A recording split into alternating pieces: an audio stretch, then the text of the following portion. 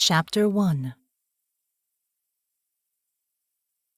Computer networks had been intended to cover the Earth, connecting distant corners in an instant. By and large, the intent was successful, and through this technology, students could learn, businesses could operate, and society could function. When working in concert with one another, the digital infrastructure was a thing of beauty, instruments in a cyber symphony of commerce, information, and culture, all playing on a worldwide stage.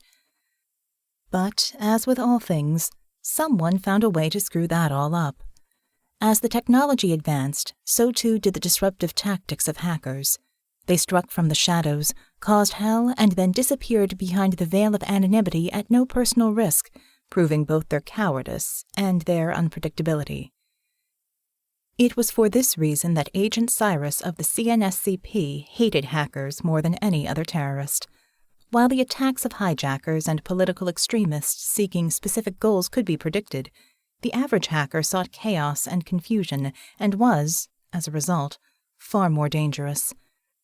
Windows of opportunity to take these people down were often limited, and as Ciris rode in the side seat of the transport, head back against the bulkhead, she considered herself fortunate.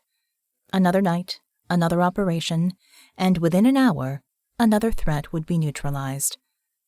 Though his first foray resulted in little of note, Dr. Leon Quincy proved to be a quick study.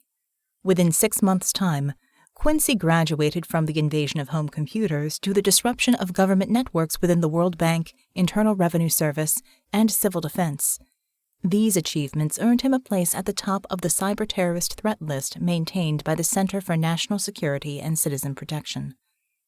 A lead on yesterday's threat matrix indicated Quincy's whereabouts. Tonight, in coordination with Special Forces, Ciris would apprehend him in a simple snatch and grab. She rolled her eyes as the transport began its descent, concerned that the support team would prove to be a greater liability than an asset. Quincy's personality profile suggested womanizing tendencies. On her own, Ciris could play a hooker, get close, and take him down. It would be both demeaning and effective. The team and its 2 transports required a more complex plan than would otherwise be necessary. Regardless, she was Quincy's date tonight, whether he knew it or not. The transport came to rest with a dull thud as the engines wound down to an idle. Resigning herself to the circumstances, she sighed as she unclipped her restraints. For better or worse, these resources were hers tonight, and she would have to make do with them. With that in mind, she made her way to the cockpit. "We secure?" "Yes, ma'am," the pilot smirked. "Just waiting now on final confirmation from base."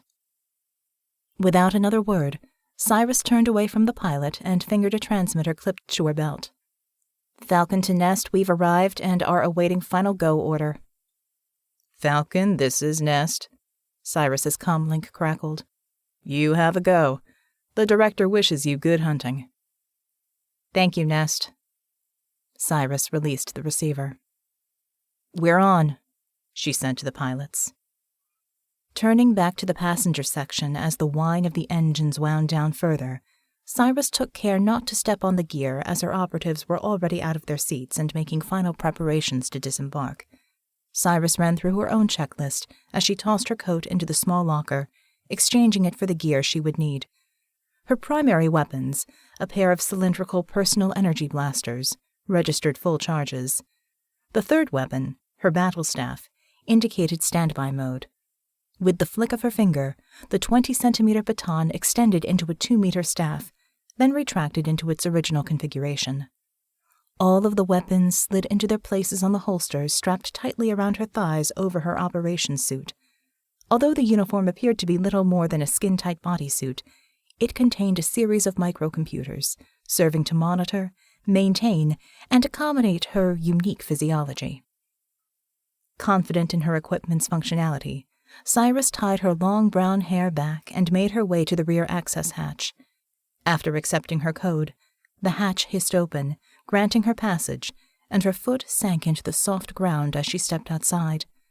A hiss came from the second transport as its main doors opened. Now, everyone awaited her order.